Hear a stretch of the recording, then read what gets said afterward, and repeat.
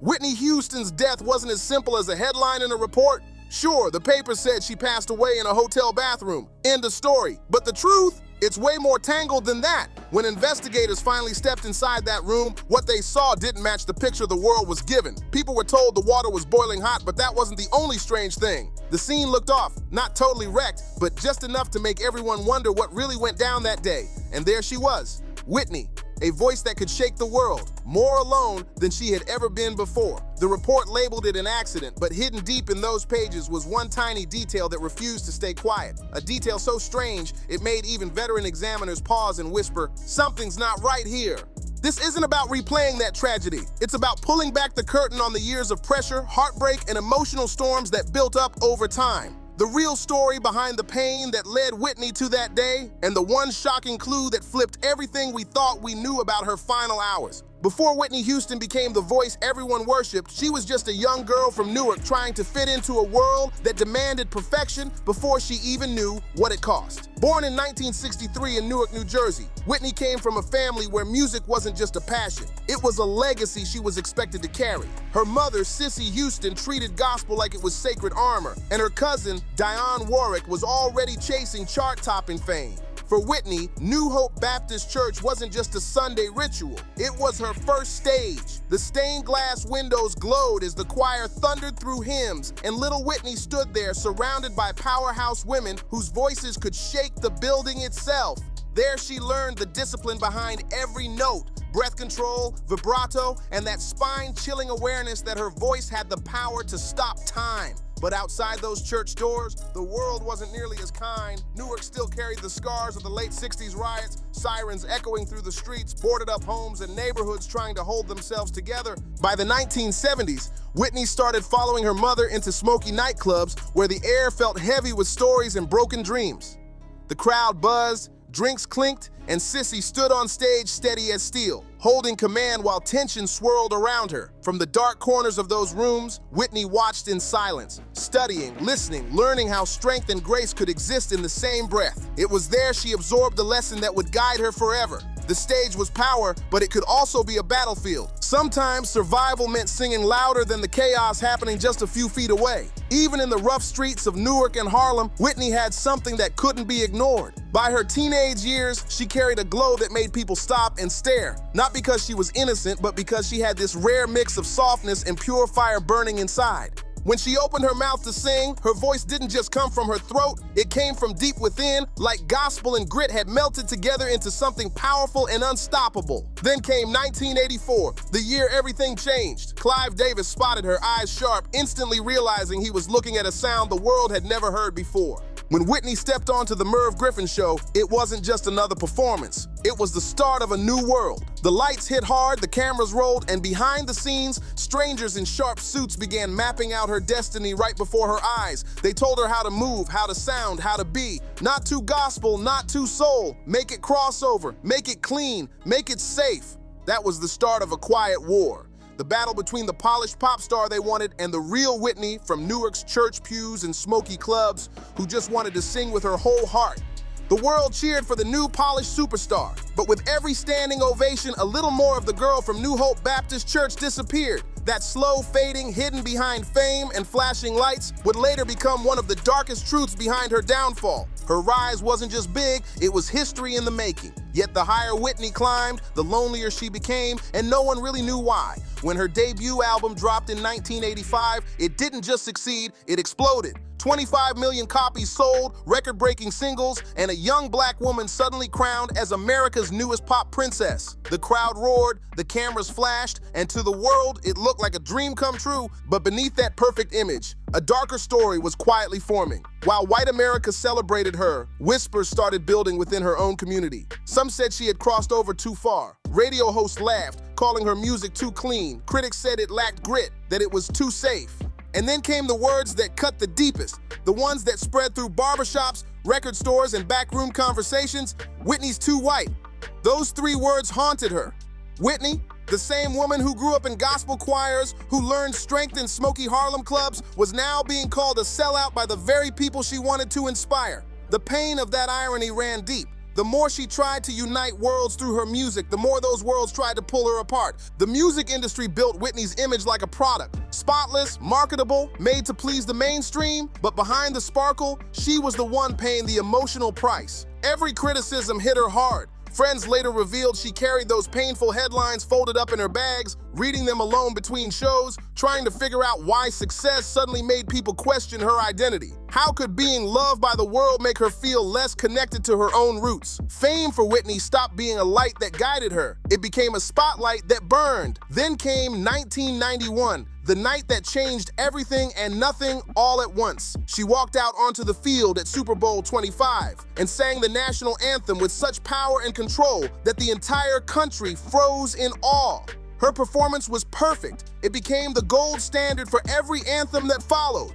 America went wild. Her face was on every TV, every magazine cover, every living room conversation. She became a symbol of pride, power, and grace. At least that's how it looked on the surface. But inside Black communities, the reaction was complicated. Many felt proud to see one of their own standing in that moment of glory, yet some couldn't help but wonder, why was America suddenly so comfortable loving a Black woman now? Activists quietly said it out loud. Whitney was the safe choice. The Black star white America could adore without facing the truth about all the other incredible Black artists they had ignored or used for years. The doubts around Whitney weren't shouted from rooftops. They came in whispers, but each one cut deep. She felt it all, trapped between two worlds that both claimed her yet never fully accepted her. White America praised her voice but didn't truly understand the roots it came from. Parts of the Black community admired her talent but questioned her loyalty, wondering if fame had made her drift too far from home. Caught in that impossible middle, Whitney started to fade from herself. The smile everyone saw stayed bright, but behind it,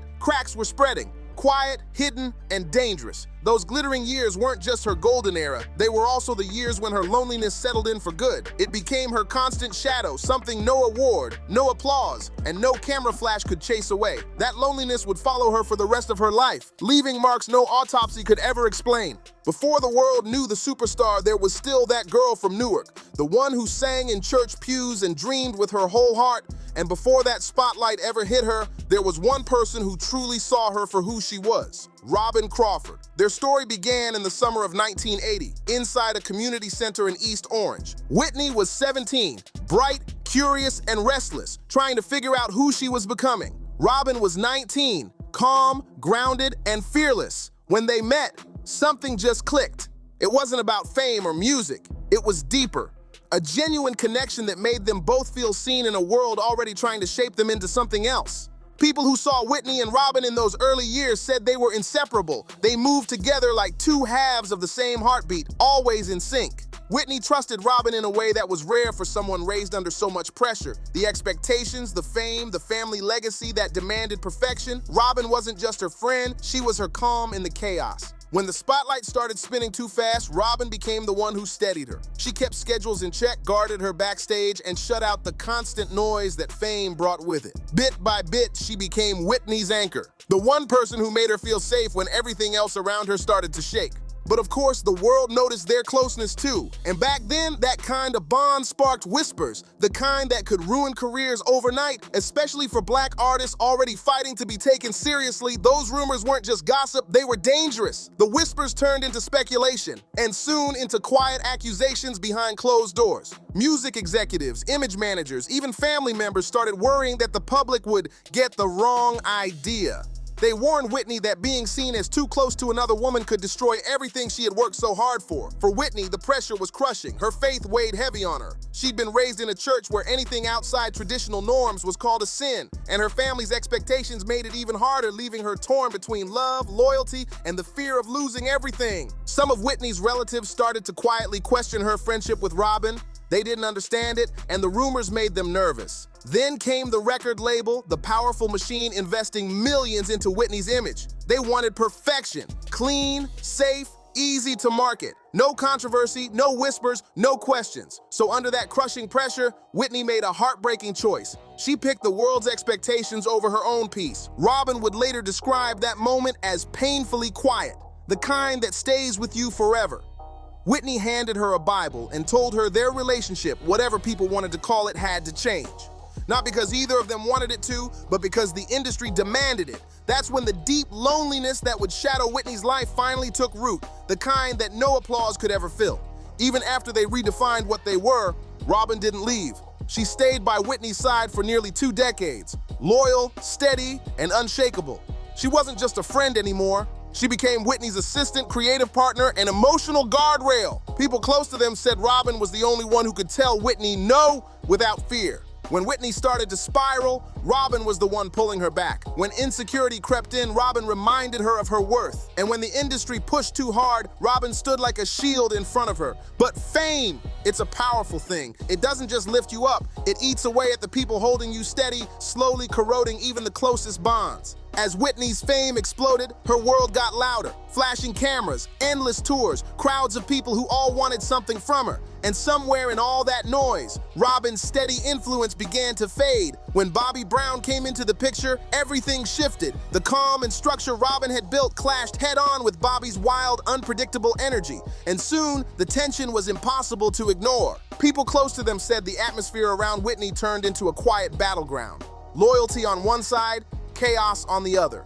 2 completely different worlds collided every day, and Whitney was trapped in the middle. By the year 2000, it finally broke. Robin left. No big argument, no dramatic goodbye, just a painful realization that she couldn't save someone who wasn't ready or maybe wasn't allowed to be saved.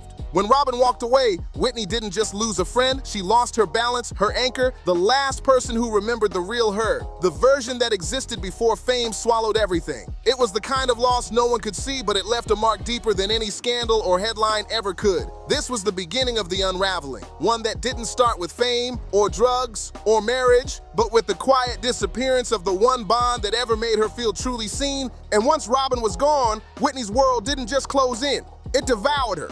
Then came 1992, the wedding that shocked America. Whitney Houston, the polished pop princess, and Bobby Brown, the unpredictable rebel of New Jack Swing. The pairing seemed impossible. She was refined, he was raw. Yet beneath all the judgment, their connection made more sense than anyone realized. Both had grown up fighting to be understood in worlds that kept trying to define them. Whitney had spent years being called too white, too safe, too polished. So when Bobby Brown came along, he represented everything she'd been told to tone down. He was raw, street, and unapologetically real. To some, their marriage looked like Whitney's way of taking back the identity the industry had tried to smooth out of her. But to others, it looked like a ticking time bomb from the very start.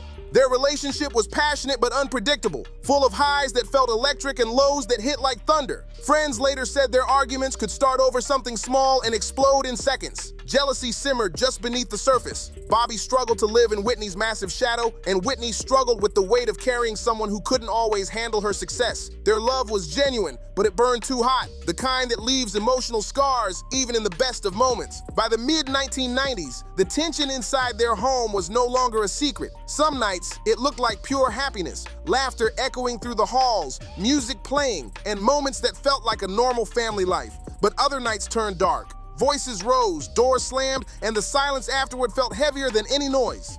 Whitney, once the symbol of flawless control, began to show cracks that no makeup or camera angle could hide. Those closest to her said the fame that once isolated her now mixed with the strain of marriage, and that combination pushed her into a loneliness far deeper than anyone on the outside could ever see. Marriage was supposed to be Whitney's escape, but instead, it trapped her in a world that kept getting smaller and darker. Then came 1999. The year everything seemed to hit a breaking point. After a fierce argument, Bobby reportedly went on a rampage, tearing apart Whitney's clothes. Hundreds of pieces ripped, tossed, or destroyed across the house. No one was physically hurt, but emotionally, it was devastating. Friends said Whitney shut herself away for days, unable to face anyone. It wasn't just about ruined clothes, it was about control, anger, and a love story that was slipping completely out of reach. By 2003, things hit a new low. Police were called to their Georgia home after a domestic incident, and though the official report was brief, as celebrity ones often are, the fact that cops had to step in said enough. Publicly, Whitney and Bobby insisted everything was fine. But behind closed doors, the foundation was cracking beyond repair.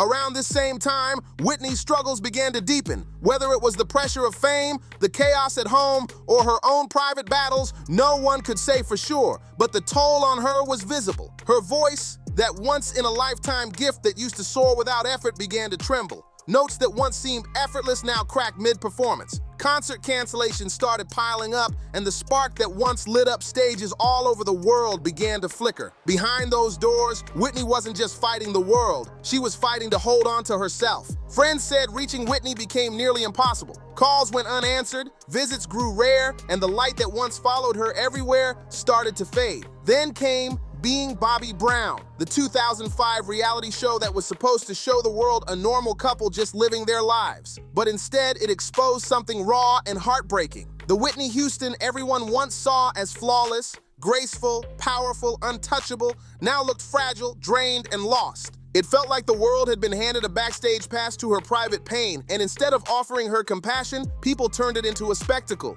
Viewers watched, commented, and laughed while Whitney's struggle played out in real time. It was the moment America stopped seeing her as a legend and started treating her like a tabloid headline. And it broke something in her spirit. By 2007, it was over. The marriage ended, the divorce papers were signed, and the public moved on. But Whitney couldn't just walk away from the damage. She wasn't the same woman who had stunned the world in 1985, or even the one who had stood proudly in 1992. She had loved fiercely, fought through heartbreak, and lost pieces of herself along the way. The pain from that relationship lingered. Emotional, psychological, and spiritual scars that no spotlight could hide. Those who truly knew her understood. Whitney's story wasn't one single tragedy. It was years of slow unraveling, a battle between love and survival, between the image the world demanded and the peace she could never seem to find. Peace! That's what Whitney was chasing. But by the early 2000s, it was already slipping through her fingers. Every tragedy reaches a moment when the fall stops being private, and suddenly the whole world is watching. For Whitney, that moment had arrived. Her friendships were fading, her marriage was breaking down, and her loneliness was growing louder than any applause she'd ever received. Behind those glamorous doors, people started to whisper. Some said she looked too thin. Others noticed her missing rehearsals, arriving late, or locking herself in her dressing room for hours. The same executives who once built their careers on her voice began asking the question no one wanted to say out loud. Is Whitney still Whitney? There were nights when she'd step into the studio, stare at the microphone, and just stop. Not because she had forgotten how to sing, but because she was scared she couldn't sing like Whitney Houston anymore. That fear, that pressure to be perfect after years of living as an icon, cut into her like a blade made of expectation. Those closest to her said she'd pace the hallways, humming softly to herself, testing the notes to see if they still came out the same. Some nights, the magic was still there. The voice that could move heaven itself. Other nights it slipped away, fragile and shaky like glass about to break. By 2001, the tabloids could smell the trouble. Whispers turned into headlines, headlines turned into gossip, and soon the jokes began. Late-night hosts made her pain into punchlines while the world laughed, never realizing they were watching a woman quietly unravel under the weight of her own legend. What the world didn't realize was how deep those jokes and headlines cut. This time, the words weren't calling her too white or too safe. They were attacking something far more personal. People were questioning her stability, her health, and her talent, the very three pillars Whitney had built her entire life on. Each rumor hit harder than the last, and the pressure finally exploded in 2002. That was the year Whitney sat across from Diane Sawyer in one of the most unforgettable interviews of her career. The whole country tuned in. Everyone wanted to see if the rumors were true. Whitney appeared with a frail frame and guarded eyes, trying to hold herself together under the glare of the cameras. But the tension was too much. Her voice shook, her hands trembled, and then came the line that would echo for decades, "Crack is cheap."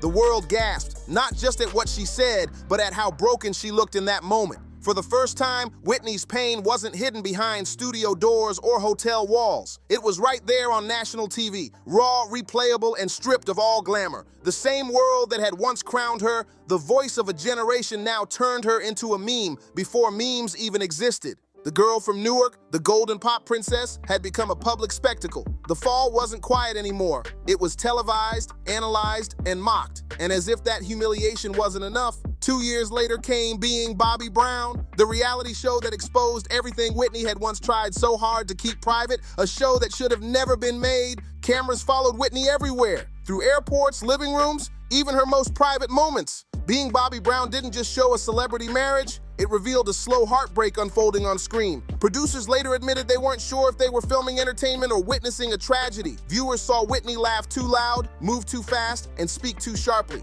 They saw the exhaustion in her eyes, the unease in her body, and the spark that once lit up the world beginning to fade. This wasn't the Whitney people remembered, and it wasn't the Whitney she wanted to be. What audiences truly saw was a woman who had carried too much pain, for too long, without ever being allowed to rest. By 2009, she tried to take her power back with I Look to You. The world hoped for a comeback and she prayed for redemption. But the truth was there in her voice. It shook, it strained, it reached for the sky but didn't always make it. The years of pressure and heartbreak had settled into her lungs. Then came the 2010 tour and the nightmare went public. She forgot lyrics, missed notes, and ended concerts early. In some cities, fans walked out. In others, they cried, knowing they were witnessing something far deeper than a bad show. Every performance was recorded, uploaded, and mocked online. The world didn't see recovery. They saw a woman unraveling under the same lights that once made her shine. This wasn't just a fall from fame. It was the slow breaking of someone who gave everything to her art. And in the final stretch, everything narrowed to 2 days. 48 hours when every warning was there. Yet no one saw that Whitney Houston was already slipping away.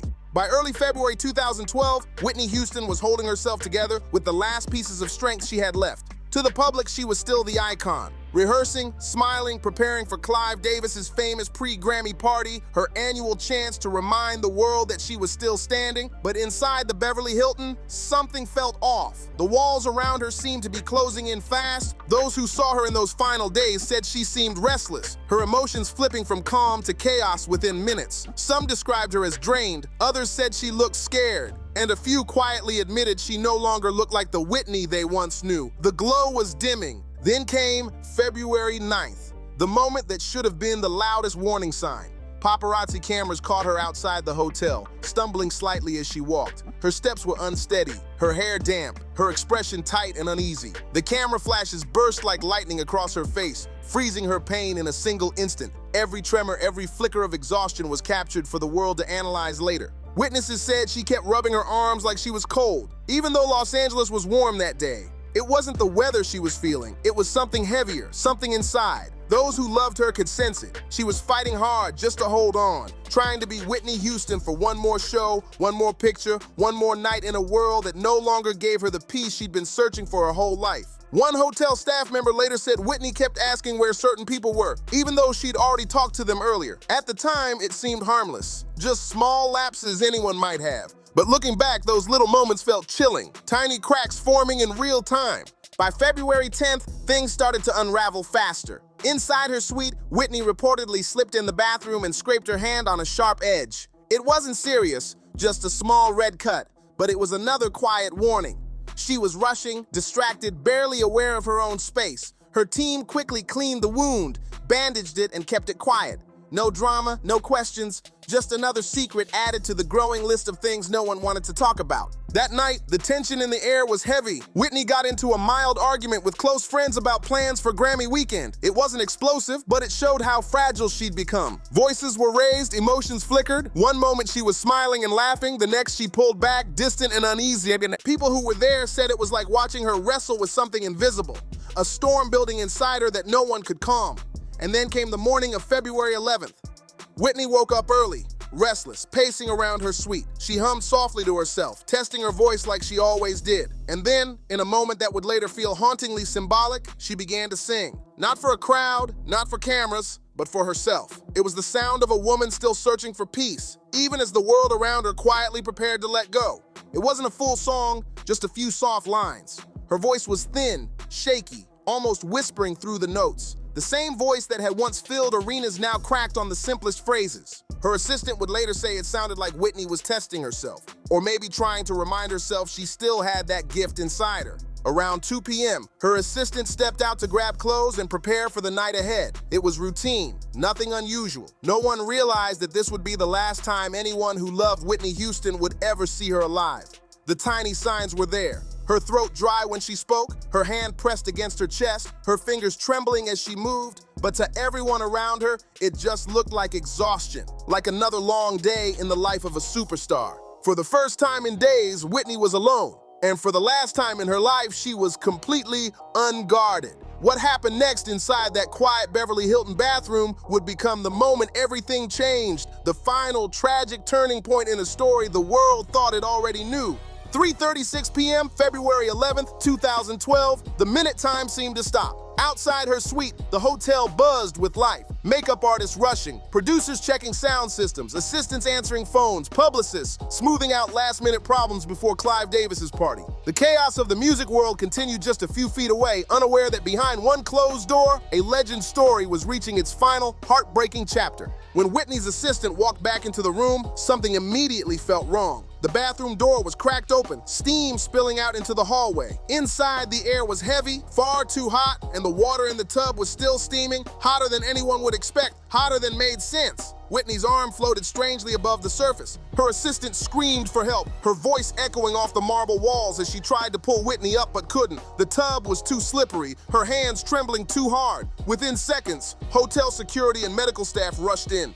The chaos was fast, but the room itself was eerily silent. There was no sign of violence, no shattered glass, no overturned furniture, yet a few small details didn't sit right. A twisted towel on the floor, a chair nudged slightly out of place, and a water bottle tipped on its side. Tiny things, but together, they raised questions no one could answer. A paramedic knelt beside her, checking for a pulse, nothing. Another leaned close, searching for a breath, still nothing. They began CPR immediately, but the heat in the room made everything feel unreal, like time itself was warping. Whitney's skin was still warm, confusing first responders who were used to colder scenes. The bathwater had kept her temperature unnaturally high, making it impossible to tell how long she'd been there. Someone finally shouted to turn off the water. For a split second, no one moved. Everyone just froze, overwhelmed by what they were witnessing. One of the greatest voices the world had ever heard lay still before them. And in that silence, the weight of it all hit like a wave. Then finally, one staff member snapped out of the shock and reached over to twist the faucet. The rushing water stopped and the steam began to fade, slowly revealing the heartbreaking truth of what had just happened. Emergency crews kept trying, pushing through the motions, calling out times. But by 3:55 p.m., it was over. Whitney Houston, the voice that had defined generations, was officially pronounced gone. Downstairs, preparations for Clive Davis's pre-Grammy party unbelievably continued. The music world was moving forward, even as upstairs, the air was heavy with disbelief. In the hallway outside Whitney's suite, there were muffled cries, hurried whispers, phones ringing nonstop, and long moments of stunned silence. Through it all, one question hung in the air like smoke. What exactly happened in those final minutes before she slipped under the water? When the Los Angeles County coroner took over, emotion disappeared from the story. The report stripped everything human away, leaving only facts and figures, temperatures, times, and medical language that couldn't capture the truth of what had really broken her. There was no mention of the years of pressure, the loneliness, or the endless weight of expectation, just cold data, emotionless and distant. The official cause of death read like a technical summary: accidental drowning, with contributing factors that included heart disease and substance-related complications. But those words couldn't explain the story behind them, the exhaustion, the isolation, and the pain that had followed Whitney for years. Numbers could define how her heart stopped, but not why. It wasn't a cover-up. It wasn't a conspiracy. It was the medical truth, and it was devastating. The evidence showed that Whitney had likely slipped, losing her balance. There was a faint abrasion on her forehead, the kind that matched the edge of a bathtub. The small scrape on her hand from the day before was still visible. Her heart, once strong enough to carry her through decades of soaring performances, showed signs of strain, layers of damage built up from years of stress, exhaustion, and emotional weight. But one detail stood out more than anything else: the temperature of the bathwater. It was far hotter than normal, and it stayed that way long after the faucet was turned off. Investigators found it deeply unsettling. Why was the water so hot? Was she trying to soothe herself to relax tense muscles, or was she overwhelmed, confused, exhausted, and simply unaware of what she was doing? No one could say for sure.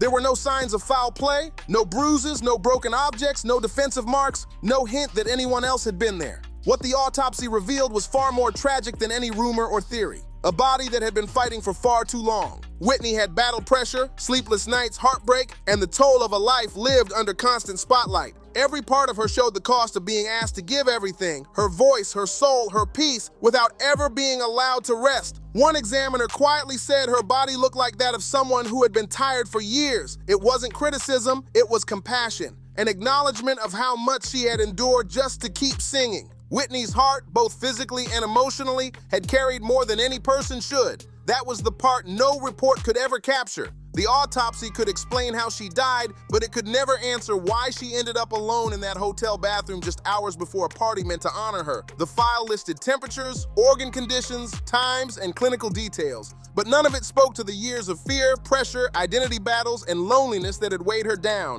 Doctors closed the case with numbers, but Whitney Houston's true cause of death was written in everything that couldn't be measured: the exhaustion of always having to perform, the heartbreak of never being truly seen, and the cost of carrying the expectations of an entire world on one voice. The most haunting part of Whitney's final hours wasn't what the autopsy revealed, it was what it missed. Among all the sterile details, one stood out like a mystery: the water temperature. It was far hotter than anything she'd ever used before. Investigators recorded it without comment, but those who knew her couldn't ignore the meaning behind it. Hot water that intense doesn't point to crime. It points to fragility. It hints at a person no longer fully grounded, someone moving through the world tired, distracted, and detached from the caution they once had. Friends later said she'd been unusually restless in those final days, pacing, worrying, searching for peace that kept slipping further away, and in the end, that search may have been what broke her most. When Robin Crawford walked out of Whitney's life, she didn't just lose a friend, she lost her anchor.